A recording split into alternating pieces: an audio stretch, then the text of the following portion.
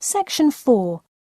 You will hear part of a lecture about factors you should consider when creating advertising materials and the effects they can have on your product sales. First, you have some time to look at questions 31 to 40.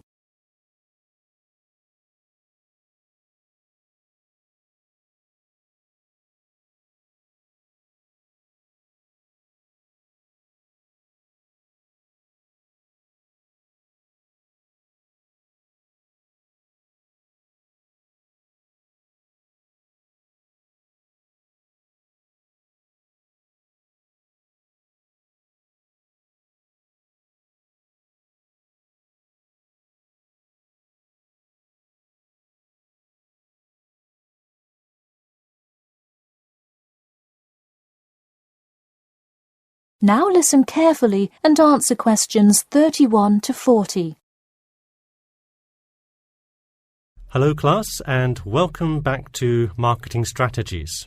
This week I will expand upon last week's lecture by talking about factors you should consider when creating advertising materials and the effects they can have on your product sales. Lesson 1. Limit your advertising to the geographic area of your target market. Though you may have a product that people want in a large area, the distance that customers are willing to travel is a significant factor in their choice of where to purchase that product. Take this example. If you're really hungry and decide you want a burrito, would you choose the restaurant that is a block from your apartment, or the one that is just as good, or even slightly better, across town? Of course, you'd pick the closer restaurant. Next, there's the method of communication to your target market.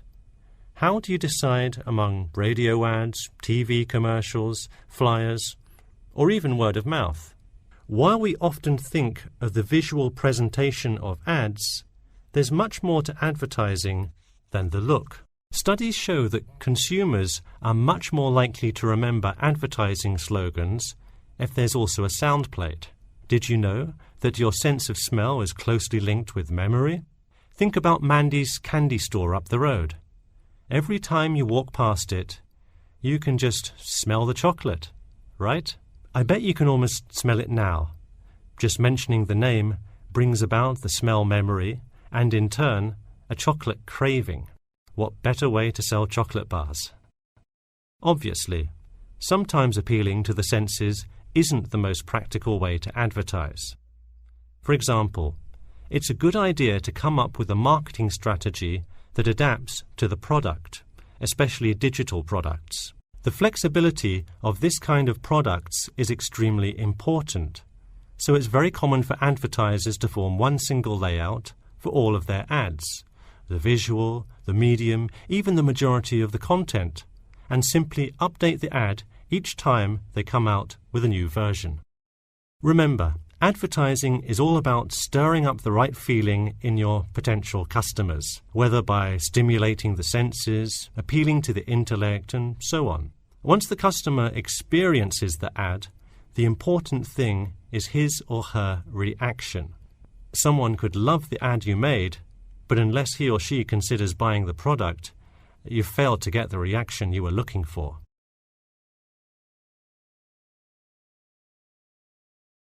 So once you have successfully reached your target customer, and you have his or her business, often you'll want to expand to a larger market. More often than not, the same marketing strategies you used in your small campaign may not work for a larger audience. The larger you scale your product, the more factors you must consider.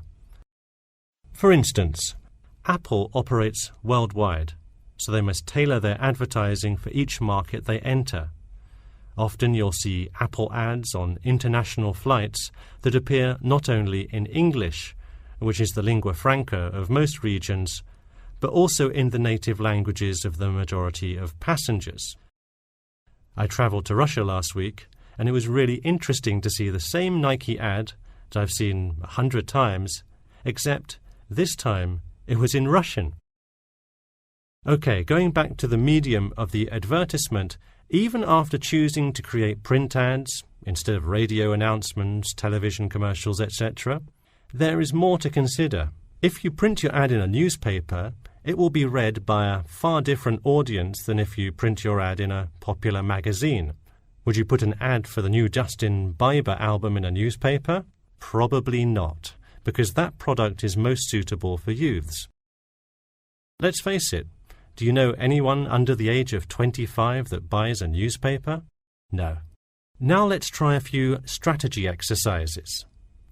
Imagine you're a company that is aiming to improve the environment by making products that reduce human waste. How would you advertise your product? Clearly it would send the wrong message if you put up flyers or other materials that cause lots of waste paper. Consider instead putting commercials on the Health Channel or buying ad space on websites like UNESCO. Or here's another example. What is one great place to advertise suntan lotion? How about a swimming pool? It has the exact group of people that need the product. All right, one last thing. Let's say you're filming a commercial for a water filter pitcher. What would be good scenery to use for the background? Think about somewhere calm and relaxing with clean, fresh water.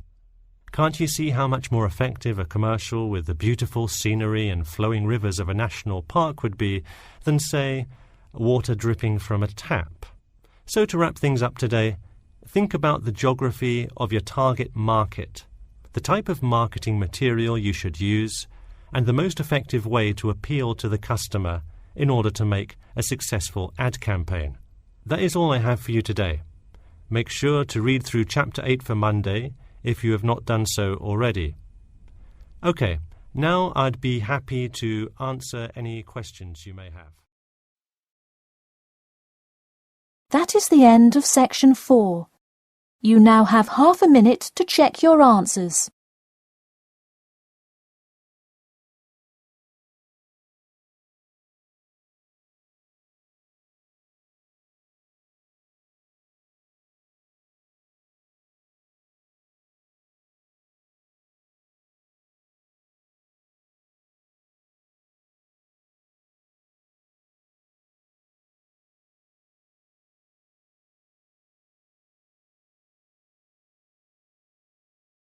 That is the end of the listening test.